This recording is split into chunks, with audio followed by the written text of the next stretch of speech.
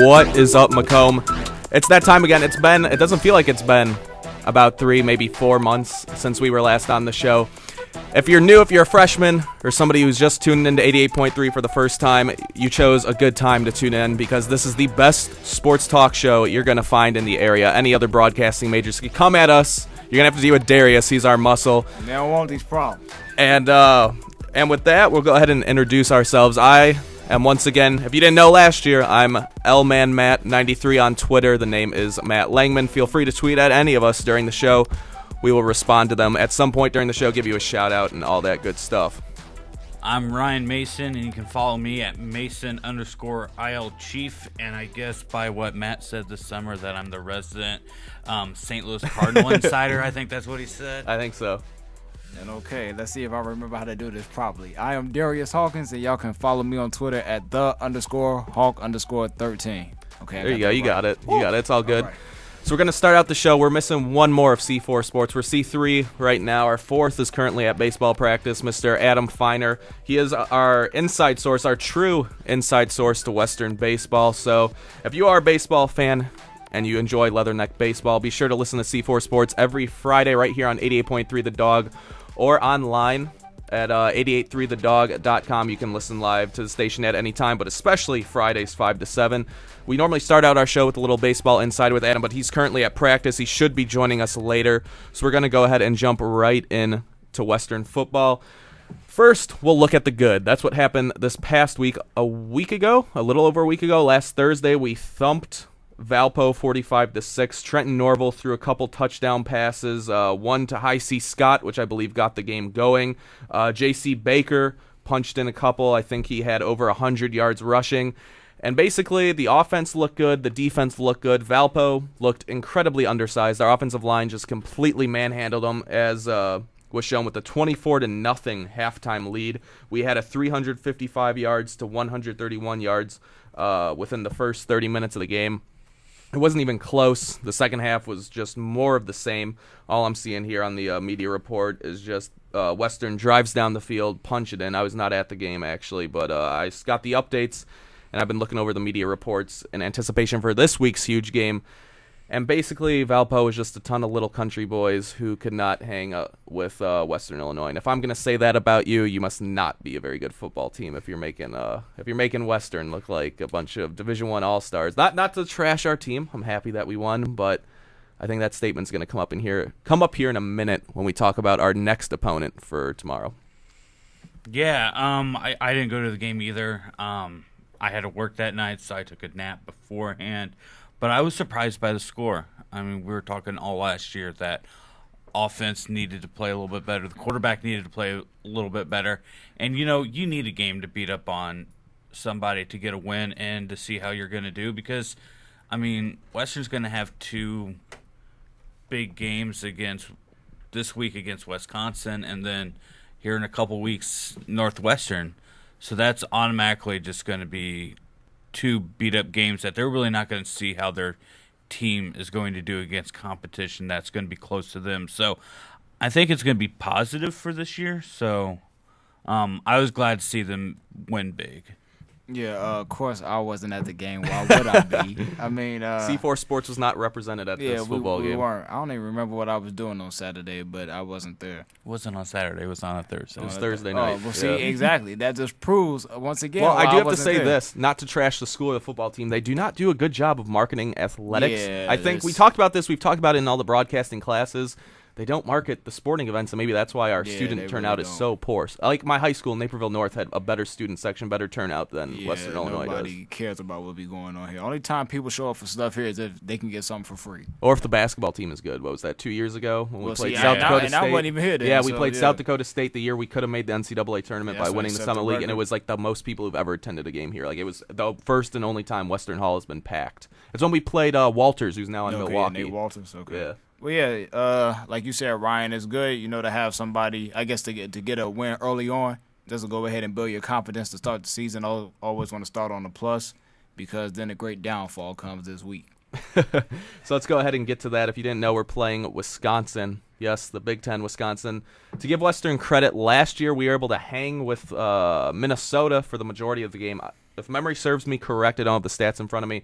I believe we were actually leading something like 10-3 the majority of the game until the fourth quarter, and Minnesota was able to pull away, and they didn't blow us out, but they did win the game, and Western definitely had a moral victory from that one, as we were able to hang with a Big Ten team. Granted, it was a poor Big Ten team, but Big Ten nonetheless. This game will be on the Big Ten Network, and I guess I'm just going to put it this way. How bad do you see the damage being tomorrow?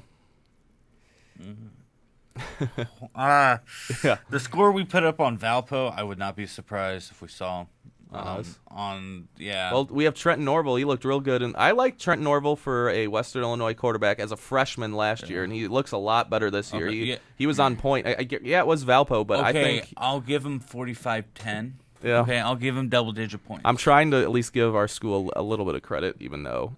I mean, that's nice and respectable. I know. That's nice. But, I mean, Wisconsin, as far as my history, and I guess all our history, we know Wisconsin to be a big-time school that likes running the ball. Old school So, football. I mean, because we weren't at the first game, we don't really know how Western's defense is against running the ball. But just because Wisconsin, just throughout its history, has had a lot of good running backs, a good offensive line, I do expect it to be, a blowout. And once again, because it's a Big Ten team who is ranked, so I expect it to be a blowout. But, I mean, hopefully Western can win because, Matt, you and I get a personal, advantage of Western wins because then our class for Tuesday is canceled. Yeah, Sean's going to cancel class Shout out Tuesday. to Sean, the head sports whatever guy here. He replaced Hitchcock. Yeah, whatever his official title is. I mean, he's young basically like us. He's like 24. So I feel like he should just give us out of class anyway because he's young and he understands what this is like. What was it if we score a touchdown? We were trying to propose. He gives us off class. He wasn't biting on that. Yeah, he wasn't going so on that. Come on, We actually Leathernecks. have to win. Yeah, Leathernecks, go ahead and win. Don't We get be no selfish. class. Stop worrying about yourself. This is about C4 Sports, okay? This is about us. We want out of class. Y'all will still have to go to class, but this ain't about y'all.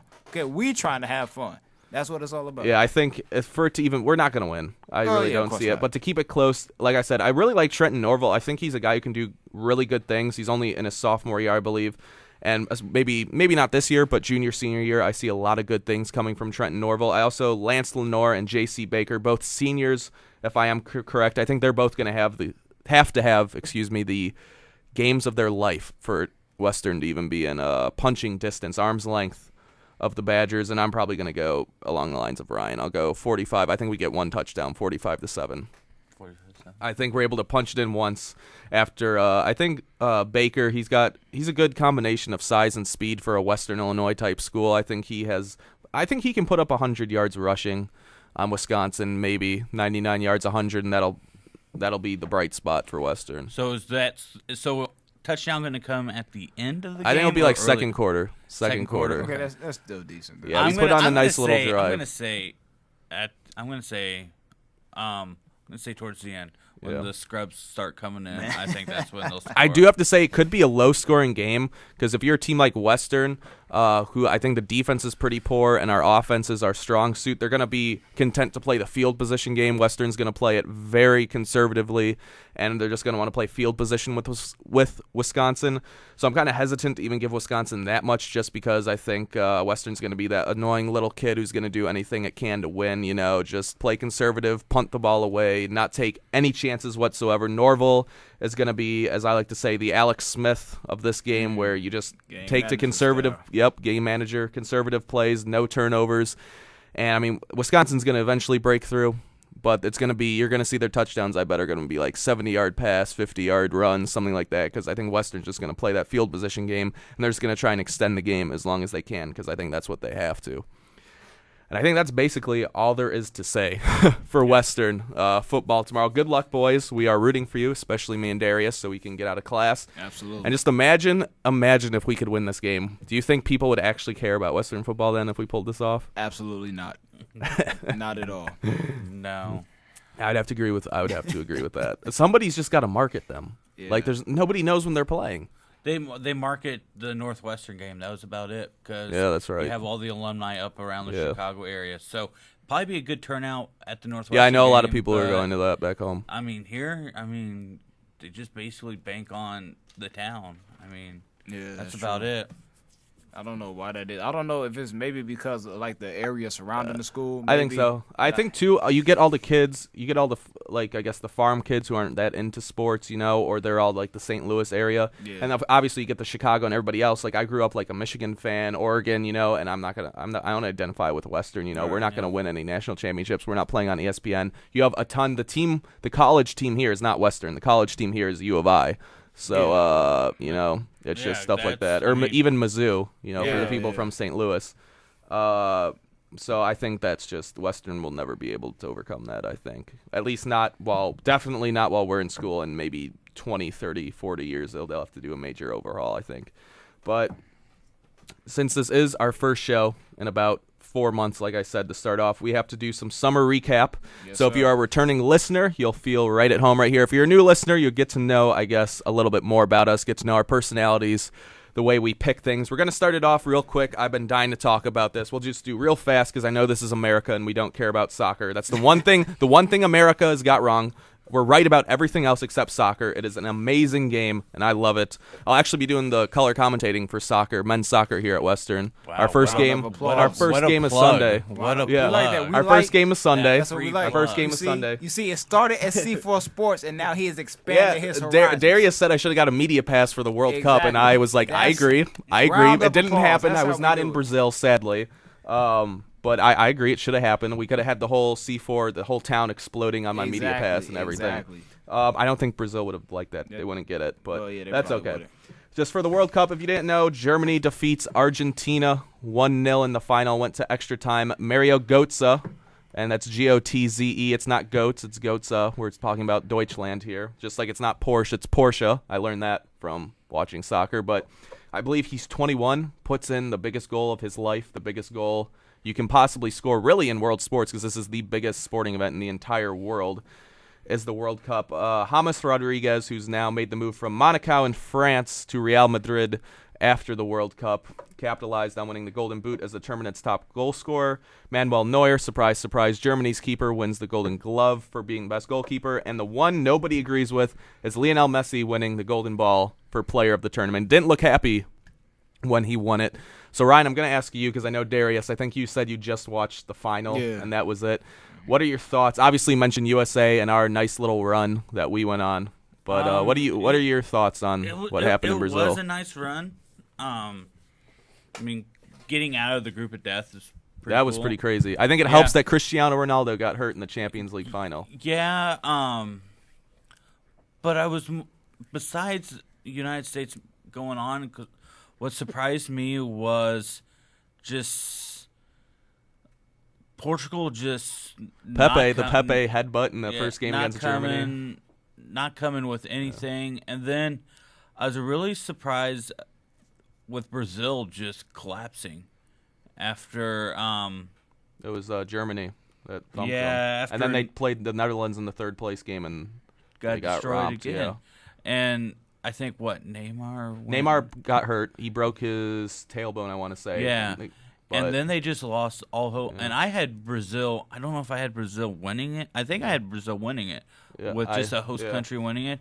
But it's nice to see at least the South America team did make it to the finals. Yeah. I mean, could you seen craziness if it was if Argentina won in Brazil? No, Argentina versus Brazil. That would How have crazy. been crazy. That would have been. There would probably been a little. The cops would have been busy afterwards. Yeah, I did not buy into the Brazil hype. You could ask anybody who knows me. I did not think this is a traditional Brazil team. They don't have anybody other than Neymar. They don't have the Ronaldinhos, Adrianos. I liked Hulk. Hulk. He's not that good. He's not that good. He but has he's no technical ability. But he's that enforcer that he's just had a horrible tournament. I don't and care. For me, what sums up with Brazil, they didn't have Thiago Silva for that game against Germany. And everybody's like, oh, our center was hurt because we only had David Luiz. We didn't have Silva. The headline I got from Kick TV, my favorite YouTube channel, was Thiago Silva comes back for that third place game. Thiago Silva comes back, immediately screws up, because that should have been a red card. He should have been red carded. It should not have been a penalty. It was on the edge of the box. But he should have been red carded and sent off for that initial foul. That was that RVP penalty that put the Netherlands up like 1-0 like within 2 minutes, and he should have been sent off. But I did not buy into the Brazil hype. I'm a little surprised they got as far as they did, but I'm really proud of the U.S. We probably should not have made it that far, because you look, even the game we beat Ghana, they had like 70% of the possession. And Tim Howard, everybody was so upset. They're like, oh, we should have beat Belgium, blah, blah, blah. No, we shouldn't have. Tim Howard has to make the World Cup record 16 saves in one game. There was no you defense. can't win. Defense fell We were just apart. we were outclassed. I do think this. Michael Bradley. Yeah, I was getting to that. Where Michael Bradley. He did not show up. If my cousin Nick Jacko is listening, that's his favorite player. He's no longer his favorite player after the World Cup. That goal to Ronaldo to make it a tie was a Michael Bradley unnecessary turnover in the midfield. But ultimately, I think we played well. My boy, I started the DeAndre Yedlin fan club. I'm driving his bus. He's on the Seattle Sounders. Now he got bought by Tottenham, but immediately loaned back to Seattle. He's going to be a heck of a player. He's going to be our best player in a few years. I would like to see him with his speed and his pace coming on the outside. He had an amazing World Cup coming off the bench where he created a lot of chances running down that right flank from the right back position. If I would like to see him go kind of what Gareth Bale did. Gareth Bale started at left back at Aston Villa before moving to Tottenham, I believe. I could be wrong on that team, but he started at left back, then he developed his technical ability, his offensive ability, moved to left mid. Now he's a left winger at Real Madrid and one of the best players in the world. I'm not saying Yedlin's going to be Gareth Bale quality, but I see a similar, because he's got similar traits, similar physical skill set. I guess for me, I'll end this just real quick because I know not too many people want to hear me ramble about soccer. One of them is sitting right there with a smile on his face. Hey, man, I'm good, man. But Messi was not the Golden Ball winner. I know, once again, my cousin will rag on me. He likes Messi, I like Ronaldo, but I'm trying to be completely unbiased. Messi did not score after the group stage. Angel Di Maria was their best player, and then he got hurt for the final.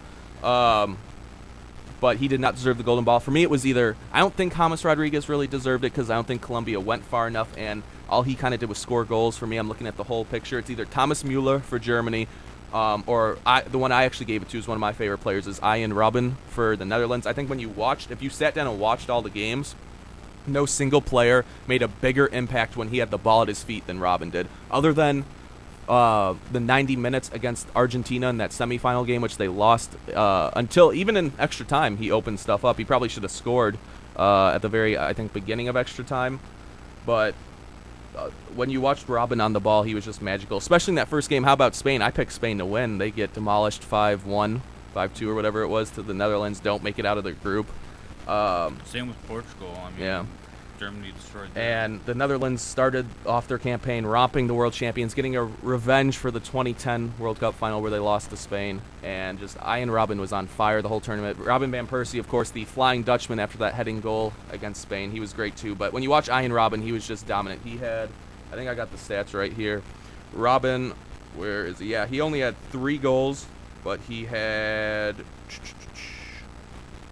4 assists, it looks like. And I believe he had the highest amount of possession for any player on the Netherlands squad, and I just thought he was excellent with the ball. And I hope it carries over to his season for Bayern Munich now, because they're struggling right now too. To end probably World Cup, Klinsmann's been in the news recently. With Landon? No, not with Landon Donovan. Well, he's giving him his go-away match. Well, yeah, he's giving him his go-away, but this is more about already talking about 2018. Yeah, I was going to ask you about that. Like, yeah. do you think USA could make the semifinals in 4 I will years? leave it with this. This is going to be my thing for the U.S. The big thing in the soccer world, obviously, is the England-U.S. rivalry. Like, their thing is, the U.S. calls it soccer. That's kind of their big saying in England. And we're kind of, other than us and Mexico, England's like it's our big, we hate Mexico. Like, I can't stand Mexico, but it's kind of a friendly rivalry with England. And it will say this is what Americans say, and it's kind of like, this is the biggest fear with English soccer because they are just going downhill fast, especially after this World Cup. Oh, boy, Roy Hodgson messed up badly with tactics, formation. Why is Rooney playing on the left side of the field and not in the center? But the U.S. will win a World Cup before England does. England only has won. The last time they won was like 1961 or something. And this is the country that invented the sport. They've only won it once. The United States will win a World Cup before England does. And that's going to make every Brit just quiver with embarrassment and sadness when that happens. And I think 2022, maybe not 2018, I think 2022 is going to be our tournament. I don't know if we're going to win it, but you're going to see big things from the U.S. And I guess right now Qatar, but it looks like it might go to the U.S. after all that jazz that's going on there. Okay. Alrighty then. So I guess that's what we got from the soccer world. Of course, watch the Western broadcast to see my beautiful face and my expertise. If you want more of that, if you could understand what I was saying, feel free to tune in Sunday if you're in the Macomb area, Channel 3, I believe, to watch Western Illinois play a little soccer, I'll be on the TV and calling that one. And then I think before we get to NBA, let's do NHL real quick too, because it's going to be mainly me and Ryan.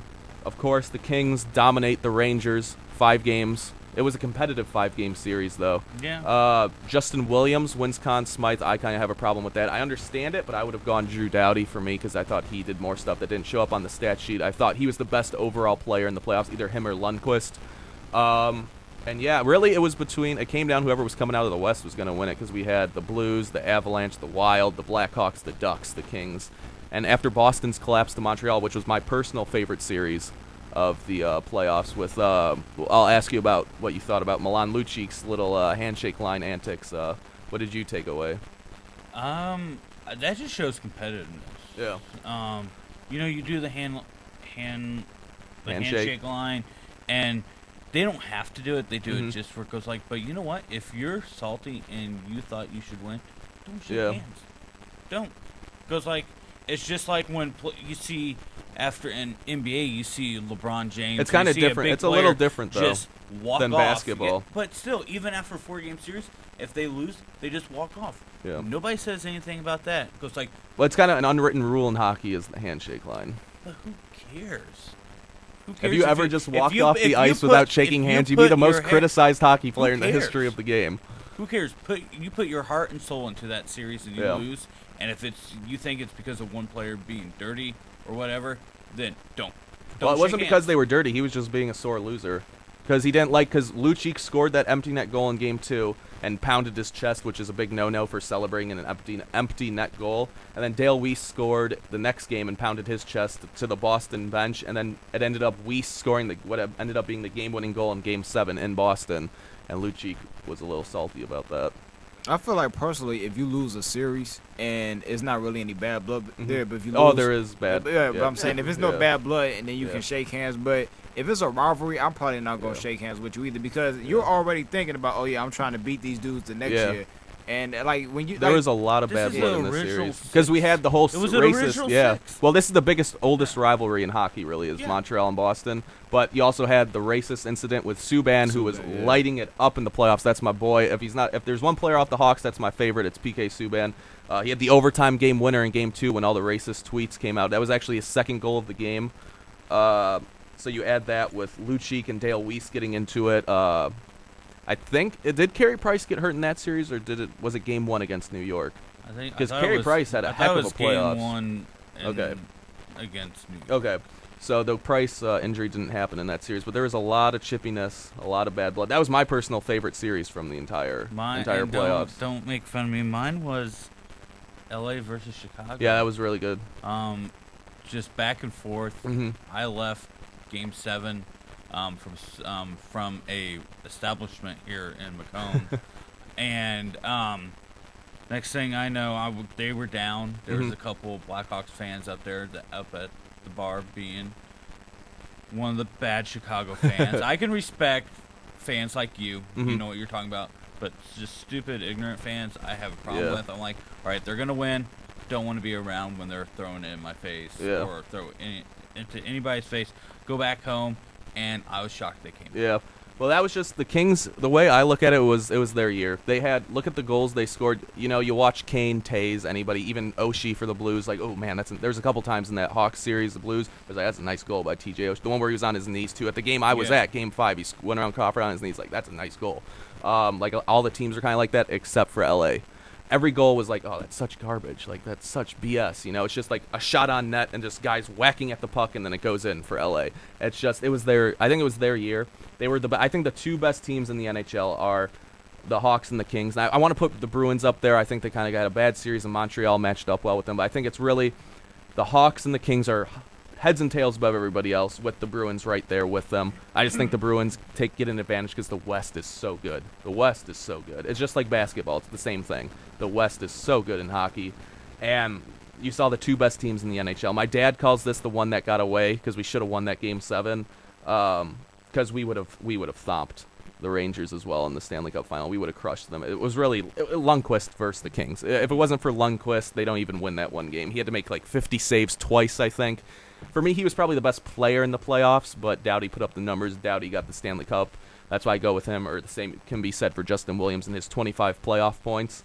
But yeah, I think especially I can't wait. I'm happy football's back. I can't wait for basketball. Let's watch LeBron in Cleveland. We'll get to that in just a second. But for me, I am licking my chops for hockey season. NHL 15 comes out Tuesday. I can't wait to get that for my PS4. I already got it pre-ordered, and I cannot wait. I'm expecting really good things from the Blackhawks. They're already heavy favorites to win it. As long as we avoid injury and bad luck, this could be our year. It's too early to say it, but I have a very good feeling about this year. And I'll tell you what, though.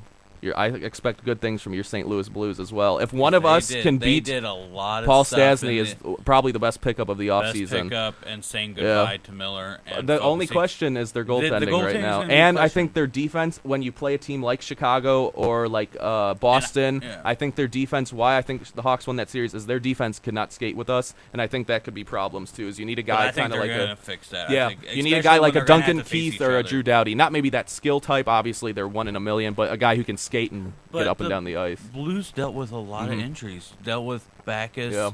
Dealt with Oshie having was it Oshie that got injured? It's been a while since. Yeah, Oshie got hurt to end the year. Yeah, he came back during the Hawks, like game 2 or 3. So I'm like, they dealt with a couple injuries, and when you come off an injury, it's going to take you a couple weeks, and then your playoff series is over with after. Yeah. 2 things. I think the Blues, if either the Hawks or the Blues face the Kings, if they could get past them, I think you see the Hawks and the Blues in the conference final, and I think the Hawks will win. That can't happen. Oh, yeah, because the new setup. You're right. That can't happen. That's right. I always forget about that they did the whole division. All right, so there you go.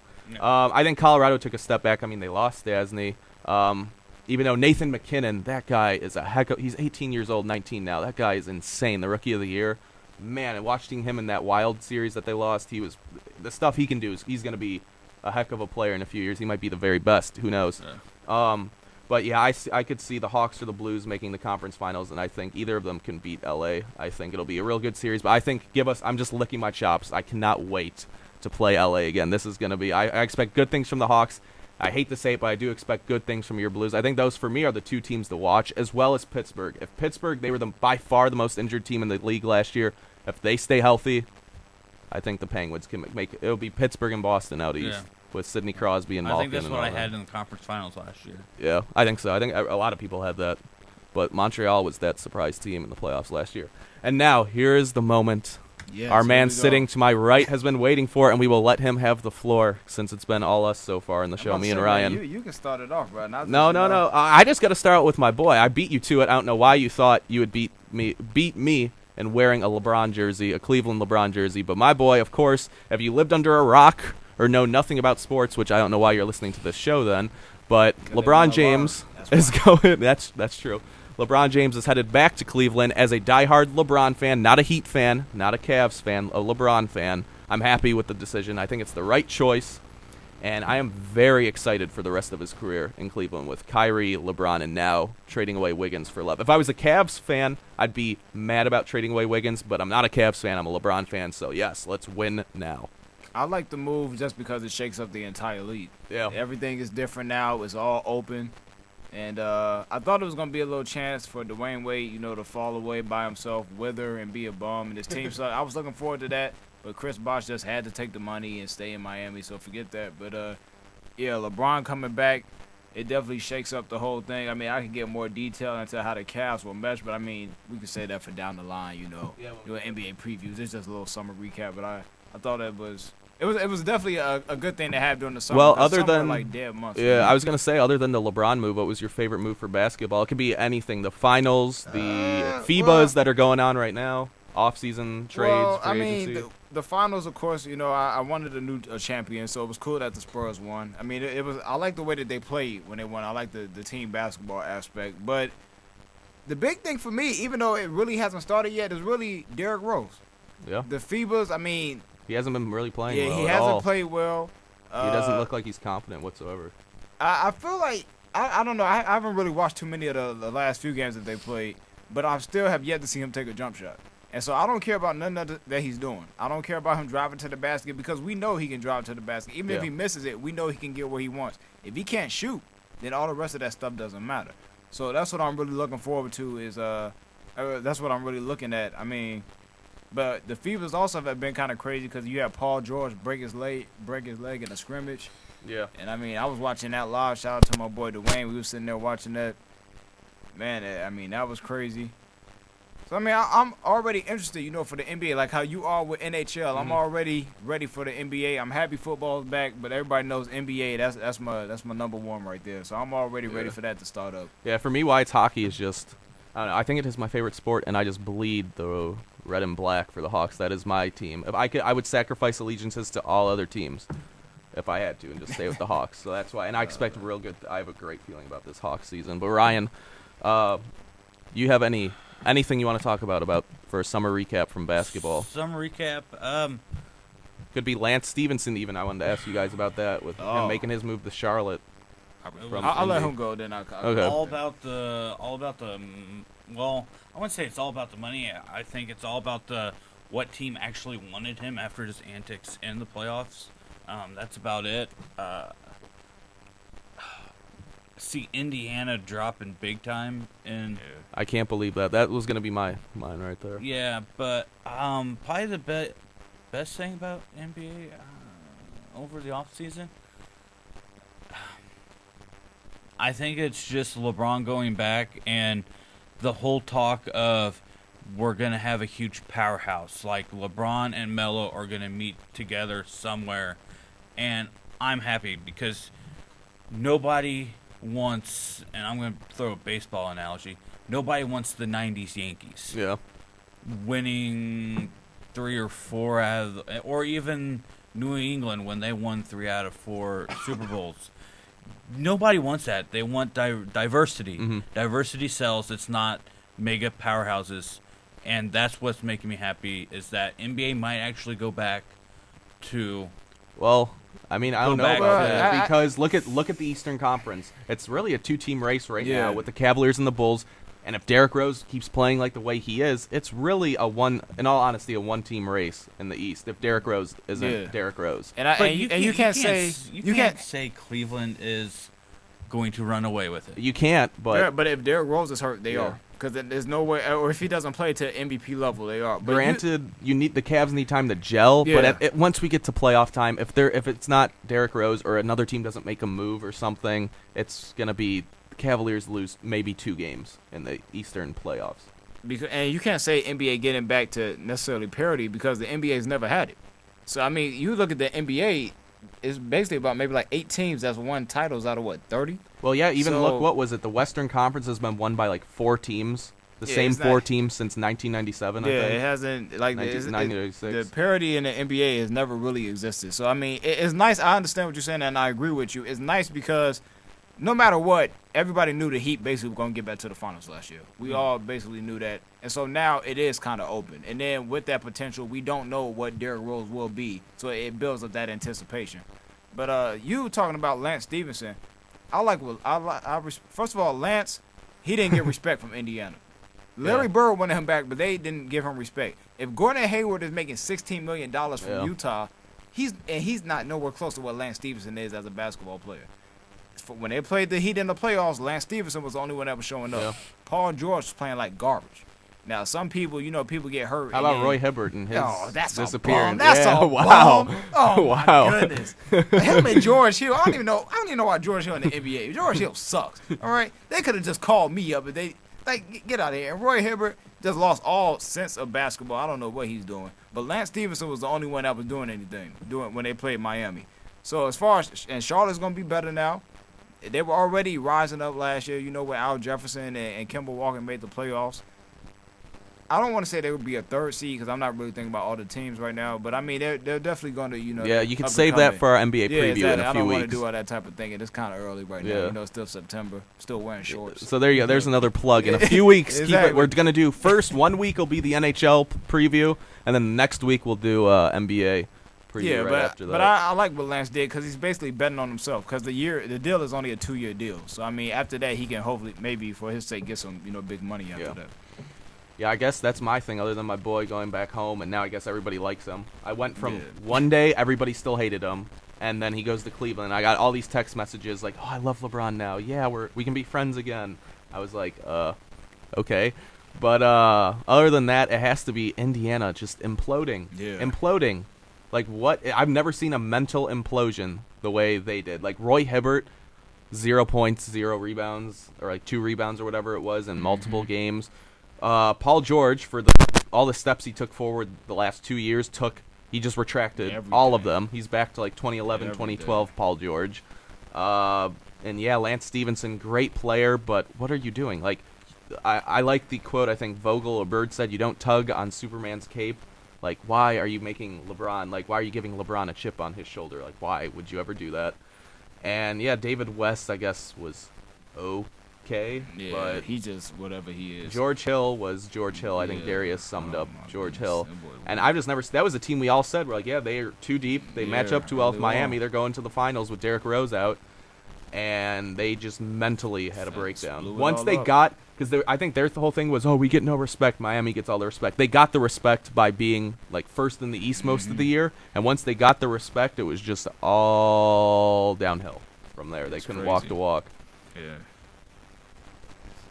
It's crazy. I don't even know what to say. Man. Thinking about the pace, I'm just reminiscing right now. I'm like, yeah, well, I guess that's what bums do. That's what happens when you ain't got no prime time players on your team. So I think this will take us to our first break. That's what we all thought about the summer. Coming up next, we have college football. Adam is still not in the studio, so Western baseball still on hold. But it's been a little bit over a half hour. We got Michigan State and Oregon, which ESPN is touting as already the game of the season until we hit the new college football playoff system. We also have Stanford, USC, as well as our college football predictions, who is our Final Four, who is our champion. You're listening to the best sports talk show in Macomb. It's C4 Sports right here on 88.3 The Dog.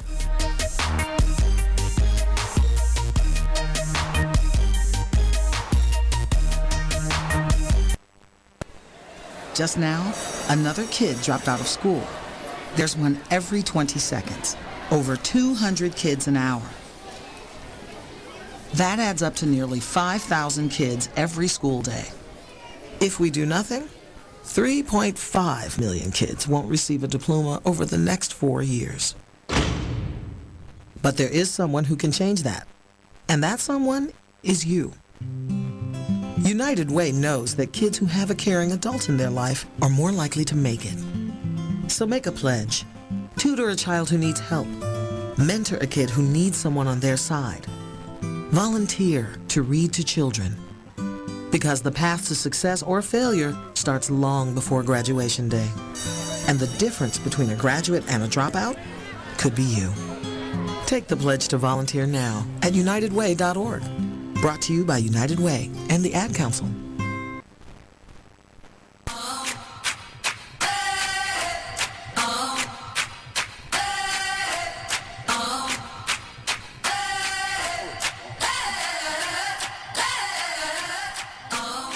All right, welcome back to C4 Sports, Macomb's best sports talk right here on 88.3 The Dog. We got NCAA. This is the big boys now. We're not talking Leathernecks getting stomped by Wisconsin. We're talking, this is some real Big Ten football. This is some real Pac-12 football because we have Oregon versus Michigan State to start this weekend's lineup. We got, I guess, the first real games are coming up, and I know a lot of people want to hear this. Mark, if you're listening, I had a great time at Michigan State, by the way, this summer. I do have to say, thumbs up for going to Michigan State and having fun there.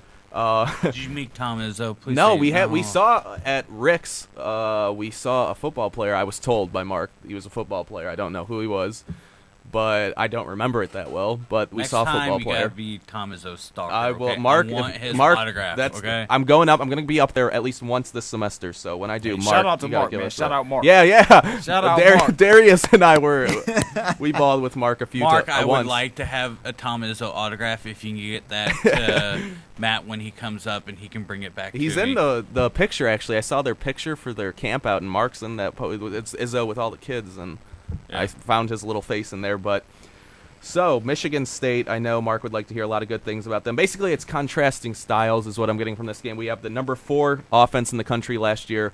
One of my favorite teams, the Oregon Ducks. You look good, you feel good, you play good. Versus the number 1 defense from last year in the Michigan State Spartans, Rose Bowl champions from last year, versus the Ducks, who definitely have something to prove. And I'm going to spoil. We could do Heisman picks later, but I don't think Jameis Winston's winning it. I think my boy Marcus Mariota, the quarterback for Oregon, is going to win the Heisman this year. And this is going to be a great game. It's going to be similar to the games we saw between Oregon and Stanford, where Stanford has always been the kryptonite to Oregon's high-powered offense. And I think the real key in this one is on the other side of the ball, is if Michigan State's offense can move the ball against a very small, very fast Oregon defense. But it's always been those old-school style teams like Stanford or Alabama or LSU that give Oregon trouble. I think the Oregon's offense is going to move the ball and score, maybe not the way they're used to, but they're going to. You can't stop them. You can only slow them down. But I just don't know if their defense is going to be able to keep them in the game. And I see that as, I guess, an Oregon fan, that's something that I am worried about coming into this. Yeah, Oregon basically kind of needs to get through this game, and I think they have an easy path to a very easy path to the Final Four, or however we're going to call it. I mean, selection committee decides what they want to do, but I think it's gonna be if Michigan State's offense is going to produce. If they produce, then I have a feeling that it's going to be upset up in the Northwest if their offense can gel together. And you saw that offense gelling together a little bit in the Rose Bowl last year. Yeah. And if they can just keep it up, then I'm sorry to say, I still have Oregon winning it because of what we're going to talk about a little bit later. Okay. But if like Michigan State starts playing offense, then I'm sorry, Matt. Then you're gonna have a very disappointing Saturday evening. Yeah. Well, y'all can have fun with all that analysis. I'll keep that to y'all. I'm going to make it simple and plain. I'm picking Oregon because they're at home. And also, any people out there listening, do not hold me to any of these college picks we make this whole school year, because I'm picking these all on the fly. So there you go, Oregon at home. All right, so that's Darius's insurance policy. I had my D Rose insurance policy, which I'm going to take out again, by the way. I know we're not even doing NBA preview, but I'm taking out the Derrick Rose insurance policy. But yeah, I think this is going to be close. I really don't know who to pick, because what I got right here, Connor Cook's completion rate last week was 92.3%. He only missed one pass. He had 285 yards. Jacksonville State. Yeah. But still, it's pretty good. I gotta say, even for Jacksonville State, that means he's not making mistakes. Because if you're gonna mess up against those teams, it's your own mistake. True. I mean, I do like Connor Cook. I like him a lot. I think he's kind of a game manager for me, though, and I'm not a big fan of game managers. That said, I think there's more to him than what we've seen so far. I think he can have a breakout performance. If he's going to have it, it's going to be this game. But I think at the end of the day, it is at the Zoo in Autzen Stadium. I think the Ducks have a bigger chip on their shoulder than Michigan State does, and I think it's going to be a close one. I think it'll actually be a high-scoring affair because I think you're going to see a good performance from Connor Cook in Michigan State's running game against a undersized Oregon defense, which I think is going to be their Achilles heel this season. I got Oregon. We'll go like 40-38. I have Oregon winning this one, and I do think this is for a Final Four spot because the Pac-12 not as tough this year, but for Michigan State, if they drop this one, it's going to be hard to come out of a very competitive Big Ten, even though the Big Ten did take a hit with that Braxton Miller injury. Our second game is Stanford versus USC. These is what, the 13th and 14th ranked team? Yeah. USC quarterback Cody Kessler is the most important player for this Trojan team, even though nobody knows who he is. The quarterback was incredible in the team's opening game against Fresno State, which is no Jacksonville State. The junior completed 25 of 37 passes for 394 yards and 4 touchdowns. He hit 10 different receivers in that game. So Stanford has always been that old school Richard Sherman type football team, if you will. So they have to go against Cody Kessler and I guess a revamped USC team with a new head coach, a fresh start, if you will. I'm kind of surprised to see USC ranked as high as they are. Yeah, I was surprised too. I forget where they ended up last year, but they're the Trojans, so they're going to get a top 25. Yeah. Especially they lost Marquise Lee was that really good receiver in the first round. Yeah, that dude was a beast. And I was surprised that they demolished Fresno State. I mean, they're good. Yeah. Not good, I guess you would say mid-conference team. But with the controversy that started at the beginning of the week, even before they took a snap in the regular season with dismissing the Yeah, their fourth string running back or something like that. Well, no, he quit. Yeah. Yeah. But they Talking about dismissed the wide receiver. Yeah, the wide yeah. receiver, and then the whole The- the racism Yeah. being thrown out And there. then the cornerback too, who jumped off the balcony and That said was a receiver. that was the receiver. That And- claimed he saved his Yeah. drowning nephew or Yeah. something Yeah. like that. So having all that and then coming out and still getting on the field and putting that to the back of your mind and putting up 52 points is pretty good. But I have Stanford winning just because Stanford's at home, and the Trojans are gonna face a bigger challenge this year, this weekend. But I have Stanford probably in the Pac-12 championship against Oregon. I think they're on separate sides, aren't they? Yeah, they have are. to That's be. why Oregon's not playing them this year. They're not playing Okay. USC. Yeah. Well, like you just said, Stanford is at home, and that's how we doing it. Simple and plain. Once again, Stanford winning, and I feel like last year, like I picked against Stanford like twice or something, and it ended up like biting me in the butt. Or maybe Yeah. I picked for them, and that worked for me. All I know is I like picking Stanford. I think their arena is nice. You know, there you go. What to do? That's wonderful analysis right there. Well, for me, I think the key to this game is going to be Ty Montgomery, wide receiver for Stanford. He's a great weapon to have, from what I'm reading here. He's 6'2", 215 pounds, senior. And he's a defensive nightmare because of his versatility. In his victory against UC Davis, he lined up at several different positions, including running back and quarterback. They went with him in the Wildcat. And he'll be matched up against USC cornerback Kevin Seymour. He'll be the man tasked to slow Montgomery down, and I don't think he does it, and that's why I'm probably going to go Stanford as well. 17-14 in a close game. I want to pick USC, but I don't like USC. I haven't trusted them since Reggie Bush and Matt Leinart were there, and I just think they're a little bit overhyped coming into the season, and I think that ground them out, pound them out offense of Stanford will give their defense trouble. Hindered USC defense, and I see Stanford pulling off a close, I guess, upset, if you will, I think. Maybe. I don't know. So I got Stanford 17-14 in that one. And the final, I guess, specific game we're going to cover for college football is another one of my favorite teams, the Michigan Wolverines, and their last ever matchup, it looks like, at least for the foreseeable future, against the Notre Dame Fighting Irish. The biggest and oldest rivalry in college football comes to an end this Saturday. I know Notre Dame are about 2 touchdown favorites, even though they're the ones running away from this rivalry. From everything I've read into it, they did not want to, because they're going to be joining whatever that new conference is. No, it's the The ACC. ACC. The ACC. Oh, they're not Yeah. going American. Well, no, Whatever, they're going to the they're ACC. still independent, Yeah. but they're taking They're taking the money. ACC, Yeah. because Notre Dame's already in it. I think Yeah. ACC conference Yeah, I know already. they're about to start a new thing in a few years with Ohio State. Yeah. Yeah, and I heard that it might be on hiatus. The rivalry might come back later if people want to come back together and play it.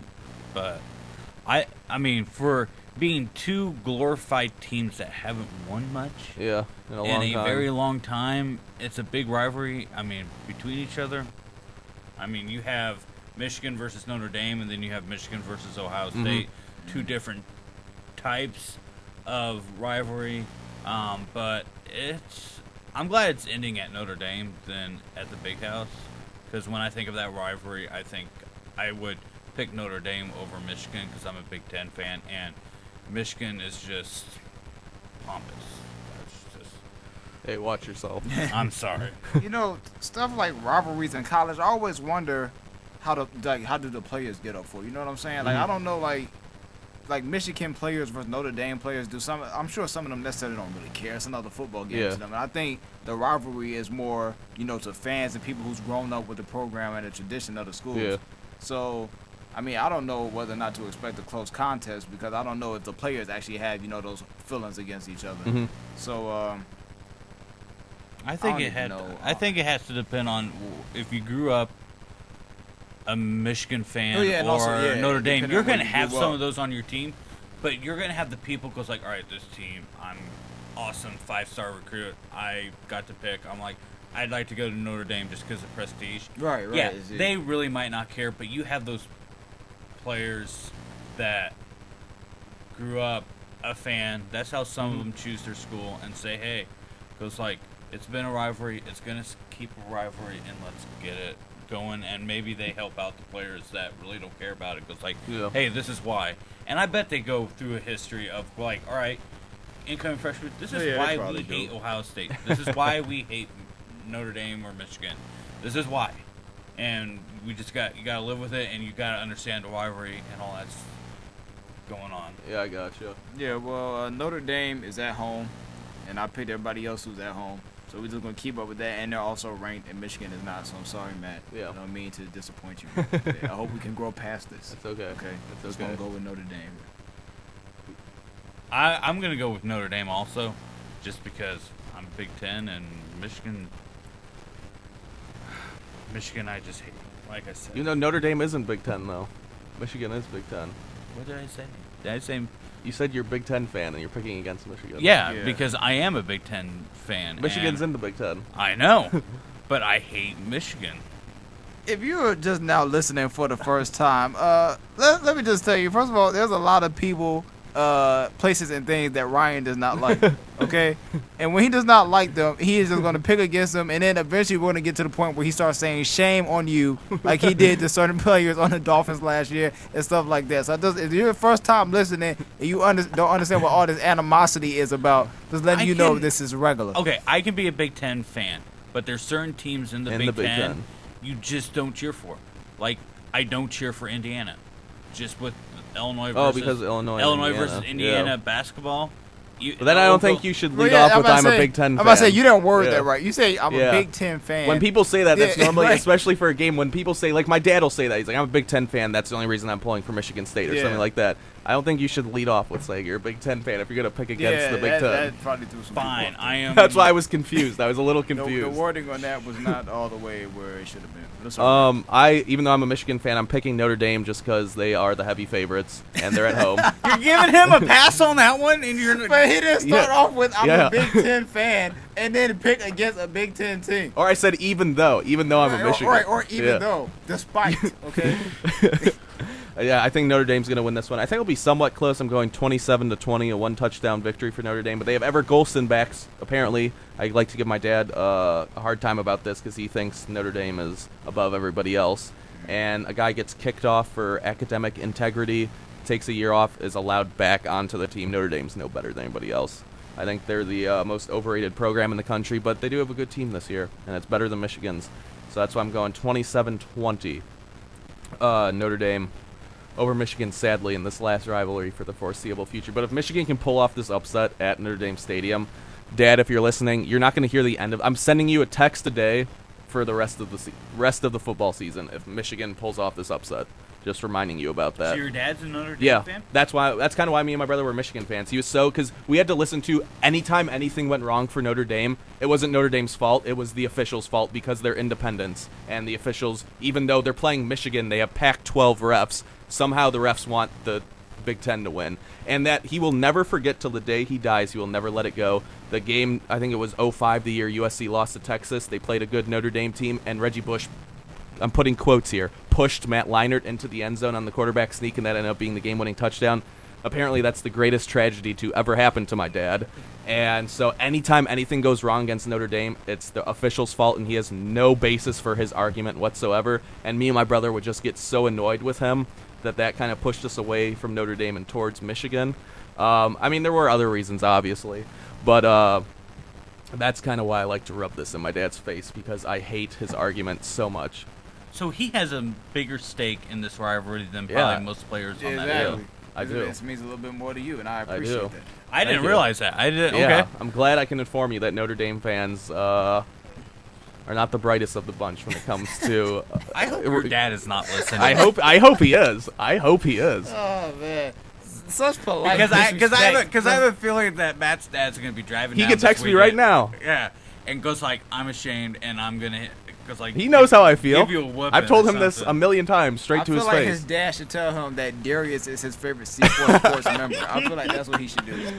I think that's the path we should take with this. But no, if this, I need to win so badly now because I said this on the radio. I really need to win. I'm gonna hide my face Well, I picked us to lose anyway, but whatever. Yeah, see. Whatever. Oh, It doesn't matter. It dug myself into a hole. It's but okay. that's I okay. get a little bit more credit Yeah, now. Okay. everybody's confused. It's the first show. We chilling. Like I said, it's September. I still got shorts on, so I mean. Well, no, I was just everything is explaining off. why I can't stand Notre Dame with that story. That's what that was. Why Which I was hate. fine why I until hate you them. then reminded us that That you you did picked. pick Yeah. Notre Dame, and then I think with my head, not my heart. We're gonna get to that in the we're NFL. not going to talk about that. Yeah, that's for the NFL. That's for the We don't NFL. have to get into that right now. I'm just saying. That's why I picked Notre Dame. I like to win. I guess I like to look smart. So that's why I'm picking Notre Dame.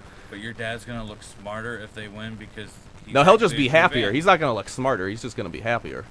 And why is that? Because Notre Dame fans are not the brightest bunch. That's what I learned today. No, when it comes to officiating, Officiate. Officiating. Okay, all right. Officiate. All right, let they me don't add know that how to part. call a penalty. Well, pick a conference and you might. Exa- actually, that's what I said. Pick a conference. Thank you. Yeah, pick Thank you. a conference. Thank you. That's what I said. And I can't But no, they believe I don't want to just turn said down the NBC money. that. Now, can't be mad at that. now Matt's dad's gonna be mad at me. Yeah, now so Darius has a now case Darius for favorite has- Yes. C4 sports member. That's what I'm talking about. That's what I'm talking about.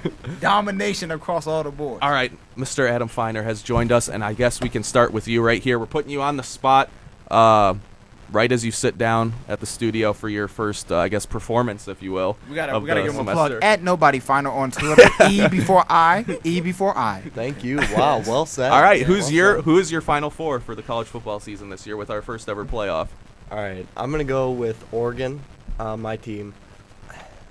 See, I don't think a Big Ten team makes it. I don't think so because the voters are gonna take in advance that they look in the years past and they say, Yeah. okay, Miller's hurt, so that probably puts Ohio State out. Michigan State's probably gonna get beat against Oregon, and I'm gonna put Oregon in. I'm gonna put Oklahoma, Big 12 representative in. The SEC is so hard to pick because you could pick, Yeah. 5 teams in there. I'm going to go Alabama because I think it comes down again to their matchup with Auburn, and they're at home this year. And I think that matters. That matters so much in college football. It matters so much in the SEC. Okay. And, gosh, for a wild card, I would go... I would go maybe another Pac-12. Like maybe SC sneaks in there, or even UCLA. Okay. Right now, I'm going to say UCLA. Okay. I'm going to have a North and South representative from the Pac-12 in Oregon and UCLA. All right. Well, there you go. I kind of like that. That's actually Who do you an have interesting winning? idea. I have Oklahoma winning, actually. Surprising. Bob Stoops enough. finally gets it done. I think he does, actually. I think he's got a legitimate quarterback in Trevor Knight this year. I think their defense is always stout. They're good Mhm. on special teams. They're always pretty deep in the running back position. I just think they're the most complete team right now. Yeah. I think, I don't trust Oregon's I trust Oregon's offense. Whatever. I don't trust their defense yet. Alabama's got holes. I think they've got that quarterback competition, and that's not going to work. A two quarterback system throughout the year. And then UCLA looked awful against Virginia. Just squeaking Yeah. past. I know it was at Virginia, but regardless, they got to turn it around. Yeah. Okay, so I don't feel stupid about a couple of my picks, because I have Oklahoma facing Oregon in one of the semifinals, and the reason why Oklahoma, because I looked at their schedule and everything that's against a ranked team is at home, and Oklahoma is tough to beat at home, so that's why I have them staying in the 4th spot. I have them moving up to like a 2 or 3. And then the other side, I have a rematch of last year's championship, Florida State versus Auburn. I think Auburn's going to go into Alabama and beat them. I'm just no roll tide here. And but my dark horse that could come in and screw everything up, and I'm just saying this from their first game, is A&M? Georgia. Oh, Georgia. Georgia could come in. I was very impressed by their defense in the second half against Clemson. So that makes me happy. But I have Oregon versus Florida State, and I have Florida State winning it again. But this is all dependent on if Jameis Winston is still on the field the whole season. Okay, if I got to pick 4, like once again on the fly, because that's how we do this. I'm just going to go Florida State, Oregon, Auburn, Oklahoma, basically what everybody else saying. Might as well. Because when I look at these top 5, that's basically they're the 5 of the top 4 seeds, and then Alabama's number 2. And I don't like Alabama, so I'm not gonna put them in there. My dad is listening, probably gonna send me a text about that right now. So maybe you'll be Matt. Maybe you'll be my dad. Oh, there you go. We're We gonna can trade. swap. Yeah, We'll we're gonna swap. swap. That's what we're gonna do. As far as winning, just say Florida State. Why? Because I have no reasoning, and really, once again, I don't need any because nobody's gonna question me on it. So there you go, Florida State winning. Whoop-de-doo. Well, I'm kind of in the same spot as Darius. I really didn't pay too much attention to college football over the summer, over the off season. But just kind of going a little bit off the top of my head with only a little bit of research, I would say Florida State, Oregon, Alabama, and I think Michigan State makes it in, even though they lose to Oregon. But it is only really the first week, second week, whatever. I think maybe that's their only loss all year. I'd have to look at their schedule, and 1, maybe 2 losses. I think they run away with the Big Ten. Especially, I would put Ohio State over them if Braxton Miller hadn't got hurt for the season. I was going to put Ohio State a week ago. Even I had Ohio State over. They had a hard time with Navy, Yeah. so it's going to be. Yeah. I think Michigan State recovers from this loss to Oregon, I think Ohio and they State make it in. plays Virginia Tech, and I could see Virginia Tech upsetting them, even though they're not ranked either. But Virginia Tech's a heck of a lot better than Yeah. Navy, and they actually have a defense. A team that doesn't run the triple option like it's 1950. Triple. Don't get me started on. But for me, I got Florida State over Alabama in the title game, so I have Jameis Winston winning it all. I do not have him winning the Heisman, though. I have, like I said earlier, I think, my boy Marcus Mariota from Oregon. I just think that offense is just set up for a Heisman Trophy. And the fact they don't have one already is hard to believe. But, so yeah, I think Mariota wins the Heisman. But Winston doubles up on national championships. Then he takes his big bucks and can steal. Well, he could pay for all the crab legs he wants now when he gets that NFL money. Very true. I just don't understand what you're doing. Just walk. Oh, I forgot I had these. He's trying to walk out with crab with legs. the surveillance Yeah. video they have out. Because, like, you honestly know what he's doing. It's not like he forgot to pay. Yeah, man, I don't know what's going on. I mean, if you're going to steal something, I don't know why it's crab legs. Like, I don't really think he did a good job of trying to hide that. Like, yeah, you got to steal something a little bit more healthy just if you're going – it's a camera that's still an apple, orange, banana. Okay, that was a bad example. See, this is how you know we're trying to fill time. Why did I just say a banana? Why would you steal Well, I just had to get the computer ready because I think we're going to take our second break now. First with the whole C4 Sports crew.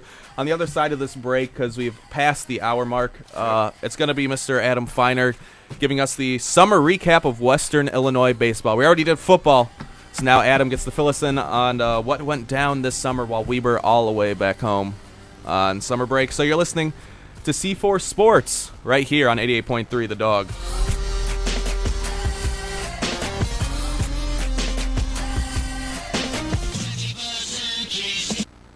Brian turned to glance at the pilot, who suddenly had both hands on his stomach and was grimacing in pain. I don't know, kid. The pilot's words were a hiss, barely audible. Bad aches here. Bad aches. He stopped as a fresh spasm of pain hit him. The pilot was having a heart attack.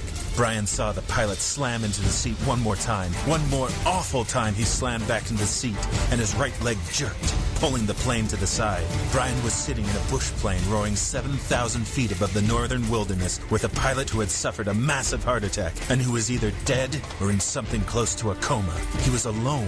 In the roaring plane, he was alone. The plane, committed now to crashing, fell like a stone, and Brian eased back and braced himself for the crash. Explore new worlds. Find out what happens next by reading the book Hatchet by Gary Paulson. For other great book ideas, visit literacy.gov. A message from the Library of Congress and the Ad Council.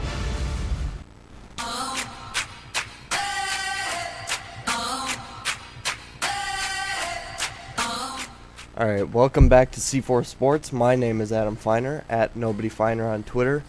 We're going to do a little Western Illinois baseball recap over the summer. Myself being, I'll start with myself. I don't want to be selfish, but, you know. You are It is what it is. our resident baseball player. That's right. I did not, for the first time in about 12 years, I did not play any summer baseball. So, something new, you know, growing up a little bit, 3 jobs, 4 summer classes is what it is. Man. I know a couple other teammates. We had a couple up in Madison. We had one in Saskatoon, Canada.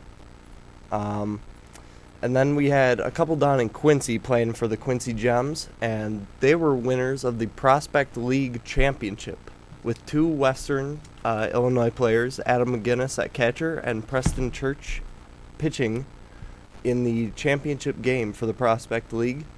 Church went 8 1/3. McGinnis caught the whole game. He had a couple doubles. They won it all. So very good summer. And it's been good to get back these first couple of weeks and, get back in the weight room, get back on the field, get back in the swing of things. So yeah, basically, what do you expect going off what success the team had last year? Now that obviously you're in the middle of the baseball off season, what do you think you guys are going to be able to take from last season and bring into this season? I think we lost a lot of guys, a lot of seniors who had come over from junior colleges and who had played a lot of baseball, but they did a nice job of sharing their knowledge and, really passing on the experience and passing the torch to the next generation that's going to take this program to the next level. Who was your best player last year if you had to choose just one, and who do you think it's going to be this year?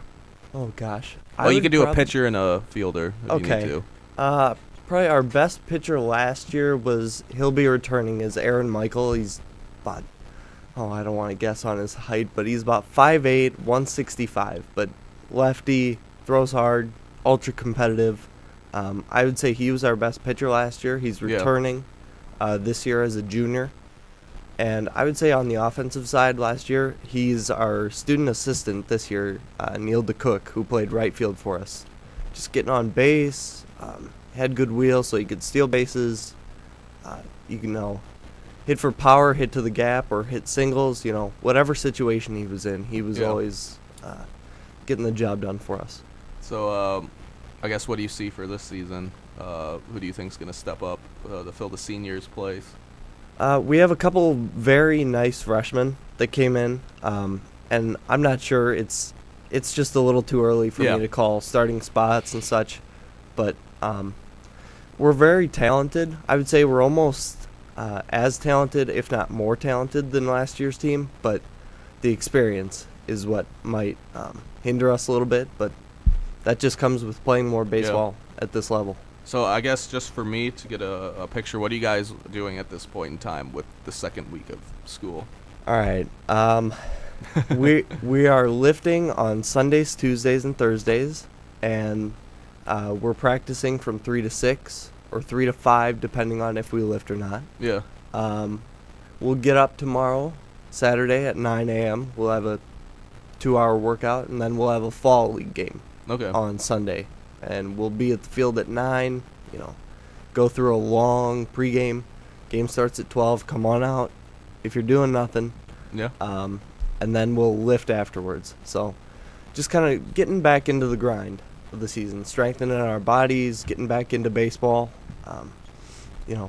working on everything to be successful this spring. All right, I got you. So basically just this is what happens in college baseball, middle of the off season, basically. Yep. Yeah, so, I mean, he is our resident baseball insider on the baseball team. Not so much probably right now, but as the baseball season gets closer, we will definitely get some exclusives, if you will, on C4. We're all about the exclusives. Exactly. Normally it's Darius dropping them, but when it comes to Western baseball, we have Adam over here to drop some exclusives about that. We actually don't have as much time as we thought because Western volleyball is going to be coming on here. I don't know when we're going to get off. Let's just say we'll have 35 more minutes. Yeah. 6:45. So we got a little while. So I guess that'll give us time to get some solid NFL talk in before we have to get clear the way for Western volleyball. We'll start out before we do picks or anything like that. Last night, 3 of the 4 of us here are very sad. Don't really want to talk about this, but I'll suck it up at least and talk about it with the defending champion Seahawks stomp the Packers. It was bad. Ryan gave me a hard time for picking the Seahawks against our Packers, and what happened last night is why I picked the Seahawks to win. Granted, I had the Seahawks winning only 24-14, but yeah, once Balaga went out, it was all downhill, because what I've been telling people all day is if you only have to rush 4, which the Seahawks, that's all they had to do once Balaga went out, and with that secondary, you're going to give them even more help with the linebacking core over the middle. I mean, you have no chance, even if Aaron Rodgers is your quarterback. And Rodgers didn't even play that well either. I thought he really was struggling back there for Aaron Rodgers. And once he was under pressure for the entire second half, the third quarter was one of the worst quarters of football I've ever seen the Packers play. And yeah, it was pretty disheartening. I was expecting a loss, but I wasn't expecting necessarily a blowout. Because, I mean, people on ESPN are picking the Packers to go to the Super Bowl. But, yeah. I just want to know, as y'all being the other 3 Packers fans, I just want to know how y'all feel about Aaron Rodgers not testing Richard Sherman once yesterday. Y'all know Richard Sherman is my boy. And personally, to me, Aaron Rodgers is the best quarterback in the NFL. I like him more than any other quarterback. But I feel like it was kind of a punk move yesterday. I feel like Richard Sherman on one side of the field, maybe I know you have a game plan as in Green Bay, but it's almost like they were treating him like every time a ball goes over there, he's gonna pick it up. Like throw something on that side of the field just to test him. It's the first game of the season.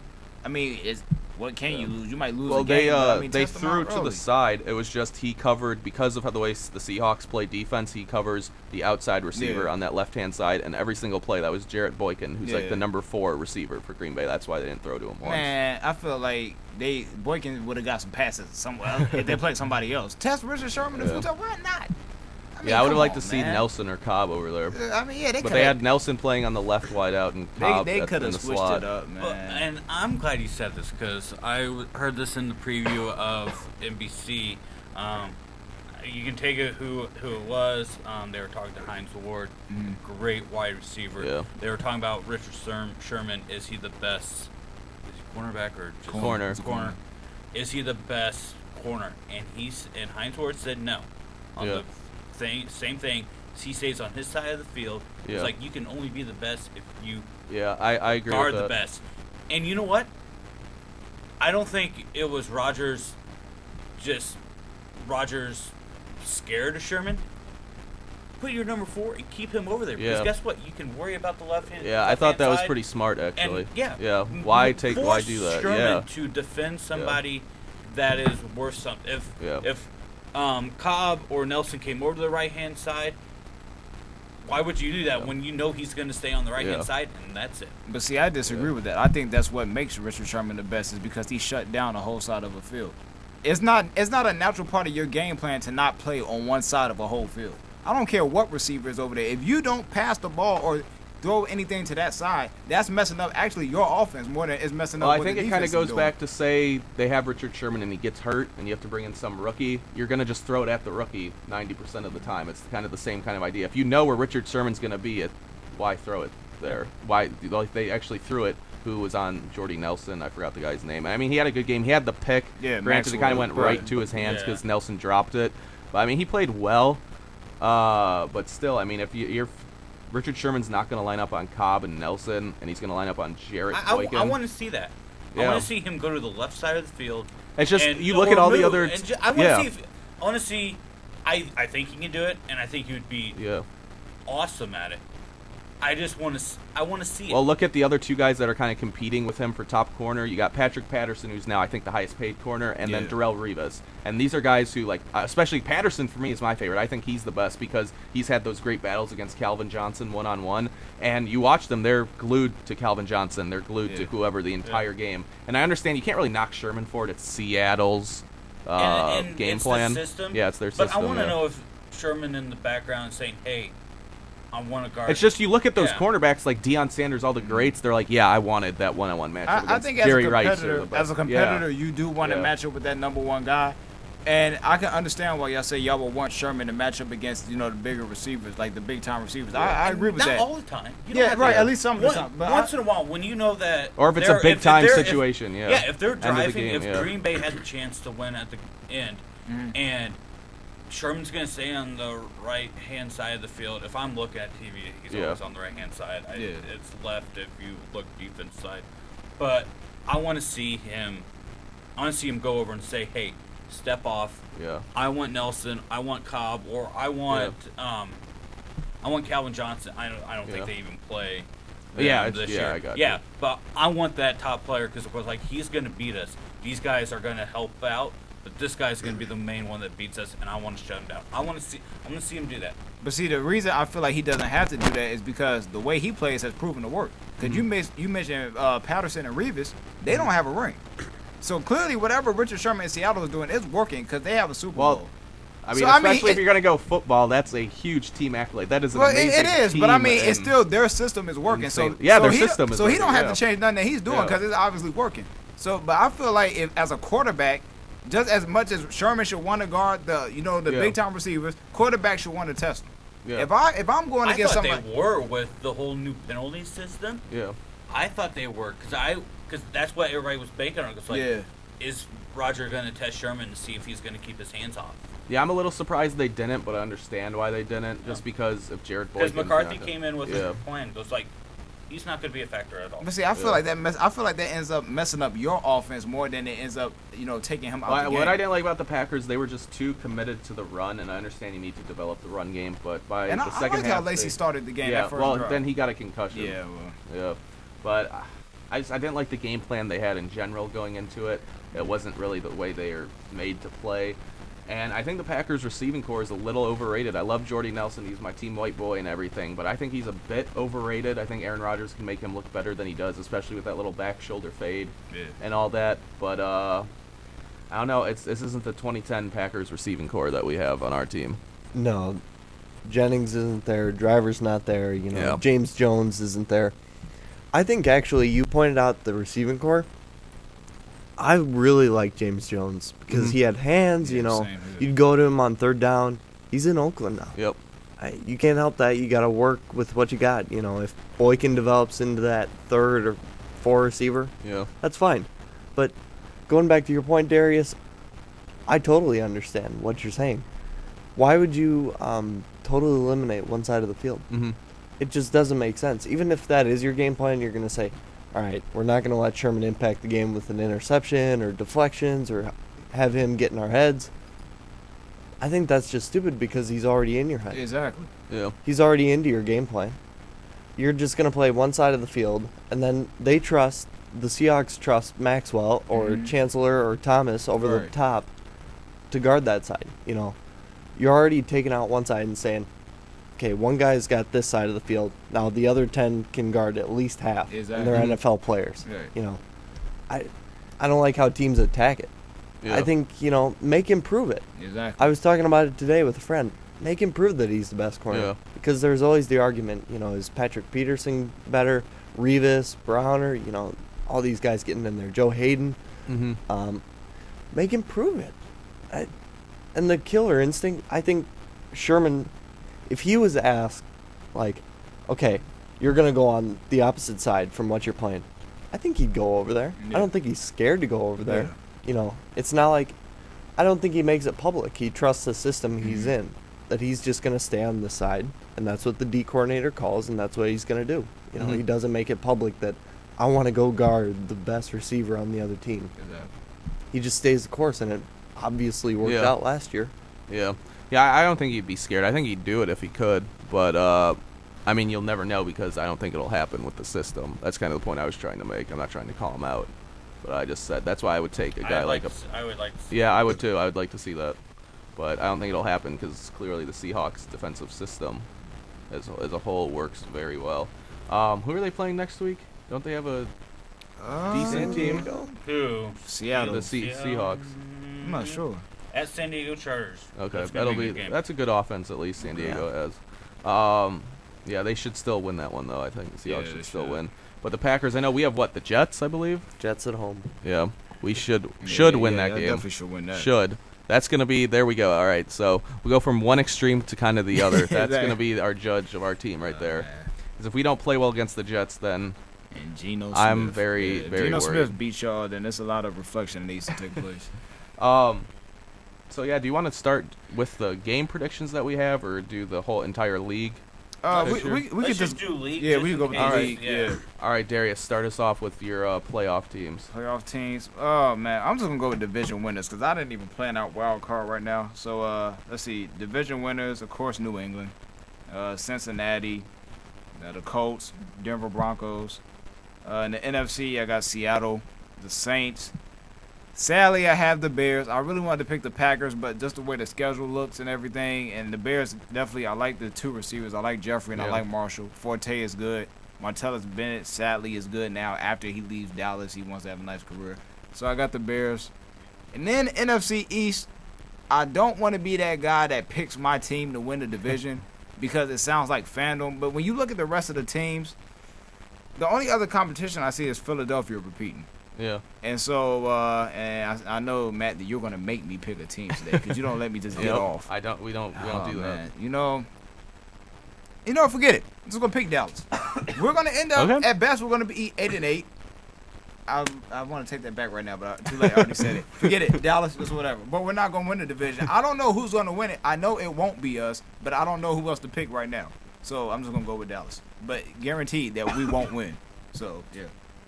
That is a horrible. I don't even know how to just explain that. But yeah, and I just wrote it down. Yeah. So, yeah, I just wrote it down. You know what? Yeah. Well, let me go off with wild cards too. Wild cards. I'm gonna do wild cards. Kansas City. Yeah. I might go with San Diego again. As far as NFC, San Francisco. But they're definitely going to be having a bad year this year. It's not going to be as good, but they'll make the wild card. Carolina will not make the playoffs this year. They're not going to make it. Atlanta is not good enough to me, especially on the defensive side of the ball, to get a wild card. Definitely nobody in NFC East. Green Bay. Yeah, what am I doing? Why must I talk? Green Bay, obviously. Right, Green Bay is the other wild card. Okay. Okay. I have the division winners. I have the Eagles, Saints. I'm still with Packers. I think it was just playing on the road up into the Northwest was a bad start. And Seattle. And then I have New England, Colts. I have Denver, and my surprise for the North, I have Ravens coming back even after with Ray Rice being out 2 games. I still think they win it. I'll go with the NFC wild cards first because you guys are probably gonna yell at me for one of my AFCs. I have 2 new teams showing up in the playoffs. I have Tampa Bay and Arizona. Ooh. Oh, yeah. Arizona might. I don't know about Tampa Bay, but Arizona. Arizona's getting a lot of Arizona love from everybody. bypassing and saying bye-bye San Francisco. Yeah, I like that. Arizona's getting Yeah, I a like lot that. of I'm love not from feeling the everybody. 49ers. I'm not feeling Yeah, I'm not either. Yeah. I'm not feeling the 49ers. Me neither. And I have San Diego, and I did this because I just Oh, Lord. I have the Steelers Ooh. making it. Okay. That's Not as bad as I thought. Yeah, I thought you were gonna What say. were you I thinking? thought you were gonna say Jacksonville. I really like thought that. you were gonna I say thought you were gonna go Jacksonville. something Well, crazy. I would pick if I had to like pick. what's his face, Mr. would UCF, their quarterback. Who they got? Blake Bortles. Blake Bortles, Blake yeah. Bortles for MVP. That's Yeah, what I was I expecting no. something like I that. mean, you Yeah. did pick the Nets to win the finals. I mean, last year. So I mean, it's not like this is far fetched. Okay. After that, I don't know what to expect. Wow, I had Nets in the finals. I didn't have them winning. Okay, my fault. Still, My bad. just as Still, bad. right, Just that's about still as just bad. I quit. I quit. All right. I'm going to go NFC first. I'm going to say Eagles in the East based on nobody else is really good. Sorry, Darius. He's right. Right there, In the somebody North, else. the North, I'm going to say the Bears. Based on solely, I'm going to try to jinx them into losing, and then the Packers. I hope that you know, works. Go for the division. Oh. Wait, no, I already did the East. South, I'm going to say the Saints.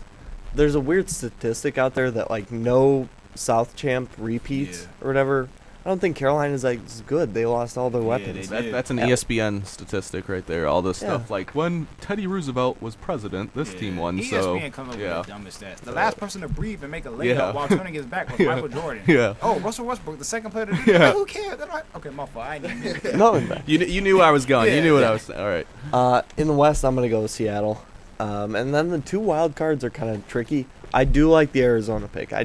I don't like San Fran based on the fact that Bowman's going to be out with the knee, and then Alden Smith's going to be back. So their defense is not, as vaunted in years past. Exactly. And I'm going to probably say Green Bay or Chicago, Yeah, one based of on them. if my jinx works. In the AFC, I'm going to start out in the West, and I'm going to say upset. I'm going to say San Diego. Okay. Based on the fact that, Welker's suspension and their schedule, starting off the Broncos, they could be 1-2 going into their bye week 4. Okay. They could be, 4-4, kind of middle and around. Yeah. I really like San Diego. They're a young team, getting better on defense. In the East, I like the Ravens, actually. I don't trust Andy Dalton because I think he got his money, and I think he's going to fall into the trap of being that quarterback. Once he gets his money, performance declines. Okay. In the West, no, I already did the West. South, Colts. Nobody really challenges them. Yeah. Oh gosh, what am I doing now? East, East. Patriots. Yeah. Another one. Okay, easy. And then wild card, I would say, I'm gonna add the Broncos in there. Okay. And I think, see, I don't think two of the divisions are bad. The East and the South, I don't think anybody gets in there. Yeah. I could maybe see the Steelers. I could maybe see Cincinnati. I'm going to say 3 come out of the AFC West, and the Chiefs get in there too with the Okay. Broncos. Yeah. All right. So this is my my turn. All right. You laughing already. This is how I know some foolishness is about to happen. No, nothing's gonna happen. Oh, Don't worry. okay. I'll do NFC since that's what everybody's been doing. The worst division in football, the NFC East. I'm looking at you, Darius. I have the Eagles winning, just edging out the Cowboys because RG3 is overrated and a little child. So they're not going to do good. Even though, come on, Deshaun, get some touchdowns. You're on my fantasy team, please, Deshaun. Yeah. How do you feel about that now? That Deshaun went from one to Eagles to the Redskins in your own division. Either way, he's going to kill us. I mean, it doesn't matter where he played because we have no defense. And since you asked me a question, can I change my pick? Like, can Yeah. I do that? Can We'll I just go let with you. Philadelphia? Yeah. All right, Yeah. cool. Philadelphia. All Like, I'm right. just thinking about it. They're probably going to go 9-7. Yeah. And we're at best will be 8-8. So, yeah, Philadelphia. All right. I still have that written down just to Just to for the remember. back, yeah, Okay. to remind Yeah, you. but Deshaun's going to kill us regardless. So I got the Eagles, the North. I have the Bears. You could ask my dad. I went to a Bears preseason game with him and my brother, and I was talking up the Bears at that game. I think it comes down to the defense. Their defense, I think, is slightly better than Yeah. ours. They're both bad, but they're slightly better. And I mean, you can't go against the best 1-2 combo in football in Jeffries and Marshall. So I'm going Bears out of the North. I had that before last night's game. The South, I'm going Saints. West, Seahawks. AFC now. We're going from the East, Patriots. From the NFC North, we're going Johnny Football and the Browns. No, I'm just No, kidding. I'm We're about not. to We're not say, going with the hold on, Browns. man. We're going with the Bengals. No, we're going with the Bengals. That was my big little plan. That's why I was laughing. Because I had that planned. For the AFC South, we'll go with the Colts, I guess. It's lame and boring, but we'll go with the Colts. And then the West is the Broncos. Easy. Forget the Chargers. It's going to be the Broncos. Then my 2 wild card teams from the NFC, it's going to be the Packers, I think, as well as the Carolina Panthers, despite, for some reason, trading away their whole receiving core, which I still don't understand why they would do that. I think Cam Newton and that defense gets them into the playoffs as a wild card team. Then for the AFC, my 2 wild cards are going to be the Kansas City Chiefs. I think they make it in, and here's the hard one. I'm going to say we'll go Baltimore. Baltimore is my second wild card team. So we got, 2 people pick Baltimore to make the playoffs? Yeah. I don't like it, though. That Yeah, second AFC 3. team. 3? I Oh. don't- Yeah, that's right. You had 'em. Yeah, I have them winning I don't the like that, though. That division. second AFC wild card, it's up for grabs. I I don't know who and to pick. I wanted to pick Cincy, but I had him until Stephen A. Smith said it, I think yesterday with their preview, that Marvin Lewis has been head coach for 11 years and has not won a playoff. Yeah. I think. And I want that's the reason why I'm not picking him because how and Stephen A. even said how is he still a coach? Yeah. Yeah, I just think their division is just bad. That's why I went with Cincinnati. Yeah, their division is just horrible right now. And then Kansas City, I picked them just so nobody else was left. But I want to go to Arizona. Arizona really has a chance, but it really does depend on Carson Palmer. Like, Yeah. what Carson Palmer we're going to get. Defensively, we know what they are. They're going to be a little messed up because Darnell Dockett is out for the year. But they have basically all the pieces. They have 2 good receivers. We know about Larry, and they have the other one, his name. I think it's Floyd. Michael Floyd. Yeah. Floyd Yeah. is going to help out Larry Fitzgerald. Yeah. Because it was his rookie year last year. He had a good year. So, I mean, Yeah. I don't know what their running game is really looking like. I don't even know who their running back is right now. I can picture his face. I know he has dreads, but I don't. That don't mean nothing. I mean, there's a lot of dudes with dreads. But yeah, it Did depends. Marshawn Lynch get traded? But it really depends on what type of Carson Palmer they really get this year. So I mean, yeah, I guess there you go. But who y'all got Super Bowl? Super Bowl. Who's playing? Who's winning? Oh gosh, you put me on the spot. Okay. Oh gosh, in the NFC it's kind of a toss-up. I'm gonna say I really don't want to pick Seattle. Come on. That's what I was saying. I Come don't on. want to. None of y'all besides me picked Seattle to win Super Bowl last year. I'm gonna Okay. pick New Orleans. Okay. What the heck? All right, who you got Um, them beating? Oh, I think the Patriots win it all. Okay. Oh, I think they okay. take the AFC, All right. and then they beat. I have, and it's just by default. I don't know why, and this is sad for me saying this. I have a rematch. And I have Peyton winning this time because he wants to get back and he wants revenge, and that's what I'm going with because I don't think any other team, New England maybe, but I can't pick Brady and Belichick. That would just be against my heart. So that's Got it. Hey, last night told you think with your head, not your heart. I just think Denver is especially with the weapons they got on defense. Yeah, and I think Monty Ball's going to be a lot better this year than because I think that's who's going to be their main running back, right? Yeah, Monty Ball now. Mm-hmm. I think he's going to show why he should have been got playing to not fumble. Yeah, that's so it. I just think, and like I said, I have Denver getting revenge on Seattle. I also have a rematch, but no way in the world do I have Denver winning that game. Seattle will repeat because it just seems like they're so much better than everybody else right now. And I'm not even going off yesterday's game, but yeah, I'm gonna say they have to get the number 1 seed in the NFC. If not, I could see them losing. If it's up, yeah, they're not the same team on the road. But I mean, who really? The only thing, of course, we know champions, when you are a champion, you become the hunted, and everybody is measuring their season against you. It's only really 2 things that I can see that really mess up, injuries aside. Earl Thomas returning punts. If that could backfire and just mess up the whole season. Pete Carroll needs to get off that. I don't know what he's doing. And Marshawn Lynch, he played well yesterday, but they were talking about lowering his carries. And so I don't know how his production is going to match up with that. That's the only 2 things I can see slowing them down. They have all the pieces. Percy Harvin, they're putting a lot on him right now, and it's only a matter of time, I feel, before he gets hurt again anyway. Yeah. But Seattle, I think just because of that defense will keep you, in a lot of games. And Russell Wilson, I mean, he's basically a game manager at this point, does his job. So I think Seattle's going to end up beating Denver. It was tough for me to pick between Denver and New England. I think just a small few adjustments that Denver made on the defensive side. I like picking up Aqib Talib. I think that's really what's going to make the difference for them. And my boy DeMarcus Ware. But see, I don't mention him because he's not going to do anything. And that's not disrespect. I like DeMarcus Ware, but the last 2 years he hasn't.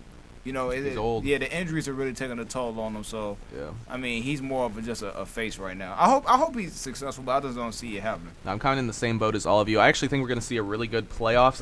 I'm going to the second round. I think the Bears beat the Saints in New Orleans in a great second round game that's like 54-50, something like that, where they just the offense is an offensive battle and they just go back and forth at each other to make the NFC Championship game. So I got the Bears and the Seahawks in the NFC Championship game, and I told you guys beforehand I have the Seahawks beating the Bears by probably 40 points, just because the Bears defense is not going to be able to do anything, and I think the Seahawks offense is just going to run rampant over that Bears defense, and the Bears offense is going to get shut down by the Seahawks D. So I have the Seahawks winning that game by 30, 40 points to make it back to the Super Bowl. I hate myself for doing this. I have the Broncos over the Patriots in the AFC Championship game, so it's a rematch. I didn't want to do this. I said all offseason I'm not going to do it. But really, like Darius said, and like you said as well, Ryan, who's going to measure up to Seattle? Nobody really does. Like, you look at all these other teams, I'm trying to look for any sort of excuse not to pick these two, and I don't see one. Saints getting the number 1 seed. That could do it. I don't think they will, though. I don't Especially think they will in that division, because I think Carolina's going to give them a lot of problems. I don't trust their defense enough. The only team that we've been seeing as a threat for years has been San Francisco, and basically we all feel they're going to fall off a lot this year. So after that, it's kind of like, who's really there? Yeah. And so that's why I feel like it was really I just feel like Seattle's such a out. complete team, Yeah. especially like Russell Wilson. He's the ultimate game manager, Like he just doesn't make plays really, but he does not make any sort of mistake. And Marshawn Lynch, I don't see him falling off this year. I know people have been talking about he hit the 2,000 carry mark. He's going to hit the 30-year-old mark, I think, which is like the death wish on running backs. I just don't see it with the way he's running. Not this year, at least. And I think he's still going to be a beast back there. And so I got the Seahawks beating Denver in probably a closer game because I think Denver's defense is better, and I don't see Peyton Manning just laying an egg again in the Super Bowl. But I got Seahawks like 30-20 in Super Bowl. What is it, 49 this year? So sadly, I'm pretty much in the same boat as you, Ryan. That's Didn't want to pick it, but that's Yeah. what my head is telling me.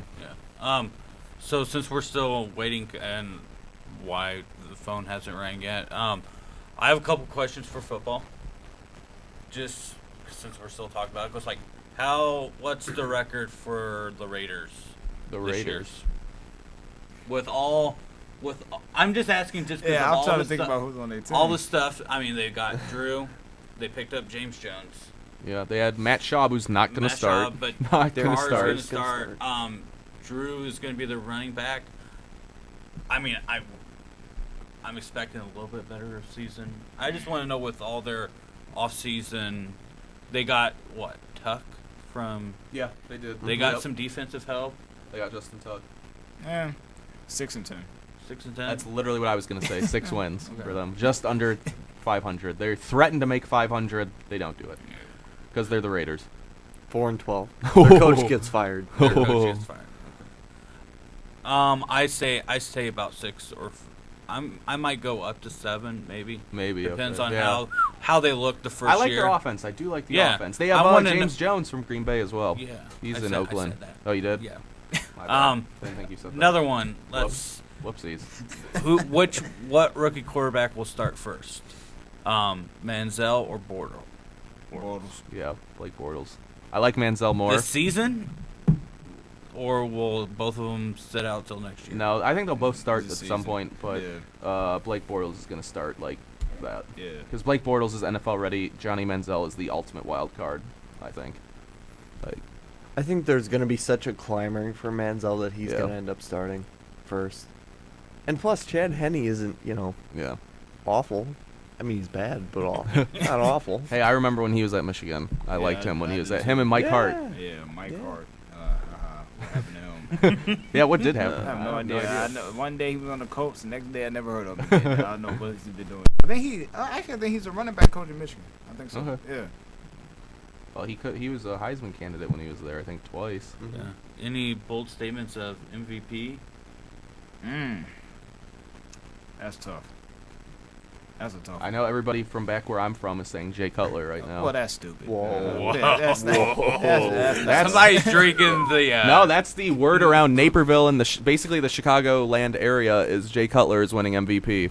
And that's what I said, and all I've heard from all of my friends is, you'll see with this new offensive line and this defense and Alshon and Brandon. That's not going to happen. Well, then Brandon Marshall or Jeffrey. Well, Brandon should Marshall said Jay Cutler's going to win the MVP like a week or two ago. And that's all I've heard from my family and friends. My brother, I think, is adamant about Jay Cutler winning the MVP. My buddy Nick, who I was visiting at NIU, him and his brother both told me Jay Cutler is winning the MVP this year. Every Bears fan I've talked to back home has said Jay Cutler is winning the MVP. I don't know how they do that. I mean, even though some of us just picked to win the division, a lot of people don't even have them making the playoffs. They're this is the year. They're This- an 8-8 team. Coming They're- from Chicagoland, obviously being around Bears fans, I mean, I don't dislike the Bears because I love the city of Chicago so much. As long as it doesn't come at the Packers' expense, like if they made the playoffs and we didn't, I would root for the Bears just because all my friends and family, and I love the city of Chicago. So I mean, I'd cheer for them. But just being in that environment, and Darius, you can relate as well. This is the year for Jay Cutler. His tenure in Chicago has been nothing but excuses. No results, just excuses. And it's been, he doesn't have an offensive line, then the coaching changed, they didn't have a defense last year, he got hurt last year. So this is it. Bears fans know. Everybody has defended Jay Cutler, where I've always been like, Cutler sucks, get him out of there, you guys are never going to win. Bears fans like, no. And my friend Nick at NIU, he summed it up perfectly last week. He's like, I'm the biggest Jay Cutler fan, but if he doesn't produce this season, I'm with you. And that's kind of the feeling in Chicago right now, is this is it. There's no excuses. This is the best offense the Bears have ever had in their team's history, even including the Super Bowl team.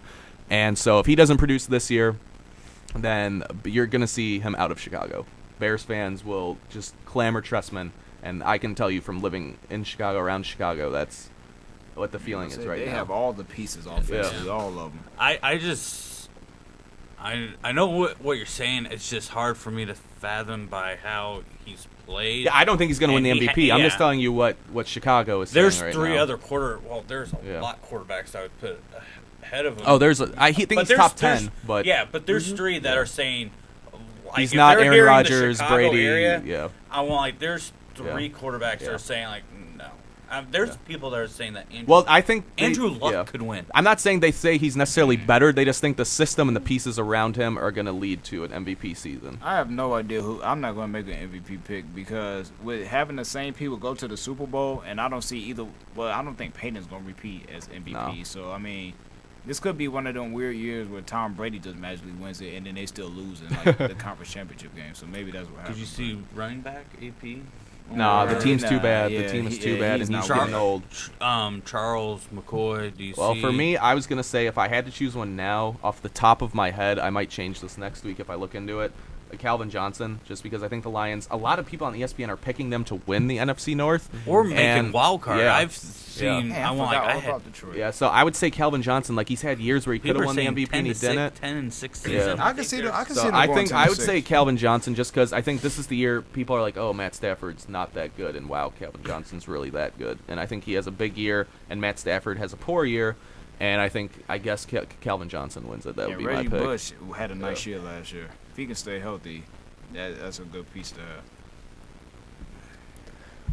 I'm gonna ride my Saints bandwagon a little more. I'm gonna say Drew Brees. I can see that. Yeah, I think I can see that. you know just the system he's in. Sean Payton's just a genius and has worked magic with him. Mhm. So hey, that's a Naperville guy, I don't Sean think Payton. I think it's a magical year for the Saints, and it all ends against the Patriots. But they have the MVP winner in Drew Brees. I would. I like you said. I don't want to pick Payton. Yeah. But who's gonna dethrone him? That's the big question, and it's either gonna be quarterback from. It's gonna be Breeze, or it's gonna be Peyton Manning. Not Peyton Manning. Well, Tom Brady is, or the one that will come out of. The one that will come out of nowhere and win it, and people are picking it would be maybe Aaron Rodgers. He's on the outside looking in, but I have either Brady or Breeze winning it. I just don't. But I don't see anybody dethroning Peyton, especially with Yeah. these new rules. Yeah. It's just made Well, maybe for I think it's going to hurt him that Wes Welker decided to take some Adderall and make it rain $100 bills at the Exactly. Kentucky Derby. That's going to hurt him for the first couple weeks, I think. Oh man, we're not even gonna talk about that stupid. Man, Papa Molly, he sweat. he was sweating too much. Yeah, he was. But yeah, I think too, a guy I think on the outside looking in, and he's in the same situation why I have Calvin winning, is he makes the most out of his opportunity. He makes the most out of having the least, is Cam Newton, who's currently hurt, but if he can get healthy, Yeah, I see, think with I was them thinking trading that too. away their receivers, and if he has a good year, Yeah. I think Cam Newton can win it. Because he would yeah. literally be working with Yeah. nothing. Yeah, I just want to know what he's. And I think just want to know how his ribs yeah, are doing. that's actually might be why I choose Cam, because I have him kind of dragging Carolina to that wild Yeah, card. you got them in the playoffs. So I think it's Cam or Calvin, I think. I'm going with two kind of outside picks on this one. So you always want that surprise. You don't want like the quarterbacks to win it and Yeah. AP winning. Well, that's it. kind of what we- finally you had a running back win it. But Well, too, you look at the Super Bowl, like it's always kind of that hot team at the end of the season. You Yeah. know, it's never really the preseason favorite. Like the Seahawks were the trendy pick last year. A lot of people kind of picked them, but Yeah. it was all Denver, kind of like Green Bay, teams like that last year. And that was kind of the trendy pick, so I think that you could do the same for MVPs as well. But we're pretty much ending our show. We're going to cut it off right about now as it's almost 6:45 to make way for volleyball right here on 88.3 The Dog. And the final thoughts for our first show back after summer break. What are you guys looking forward to in week 1 this Sunday for the NFL? My Cowboys getting this W. Alden Smith is out. That's all that matters. I picked Dallas. I picked Dallas. San Francisco, they're not in sync right now. Yeah. First game, we can get a steal on the, at home. That's a shame when you're stealing at home, but still. Yeah. Anyway, Dallas Cowboys get this win. I'm gonna say Sunday night's football game with Colts versus Denver. I want to see the hype of Andrew Luck maybe being MVP this year. I want him to prove it because if he comes out and goes toe to toe with Peyton Manning, I can see him dethroning him as MVP. More Saints bandwagon. I look for Drew Brees to throw like 400 Well, yards after- on Atlanta. Oh, my God. Don't even know how to come after that. Oh, man. We know Adam goes hard about his. Okay, he rolled with the Clippers all didn't know you last were- year I to know. win for Chris Paul to win MVP and to win the title. He goes hard. I didn't know you were such a big Ride or Saints die. fan. Is that your team after the Packers? No. No, but he I have goes no hard team with after his the picks, Packers. bro. I guess for me, I went to the Bears preseason game, had the best tickets to any NFL game I have ever been to. Me, my dad, and my brother were like 8 rows from the field. And I guess I would say I'm interested to see what the Bears are doing because I think they're playing the Bills. Yep. And this is a team they should beat handily if they're going to live up to their own expectations as well as the rest of the city, which I had to listen to all summer was Bears fans telling me how good they're going to be. I've done it my whole life, so it doesn't really bother me. It really doesn't. And I mean, I don't really mind the Bears anymore. But so I'm really interested to see. On behalf of all my friends and family who are Bears fans, I'm very interested to see. I really don't know what to do because I think their offense is going to be great, but the defense, and my dad is, I agree with him, very worried about their special teams. Their special teams looks terrible in Chicago. So I'm going to be paying a close eye on the Bills-Bears game because this is a team they should beat, and they should beat easily. So if they struggle against the Bills, that gives me a little bit more confidence as a Packers fan. But I think that's it for our final C4 Sports show. Or, well, our first, I said final. It's our first C4 Sports show. Before we even start, that's a shame. Yeah, I'm killing us already. But thank you all for listening. Hopefully you'll tune in again next week. Volleyball is coming up next. This has been 88.3 The Dog.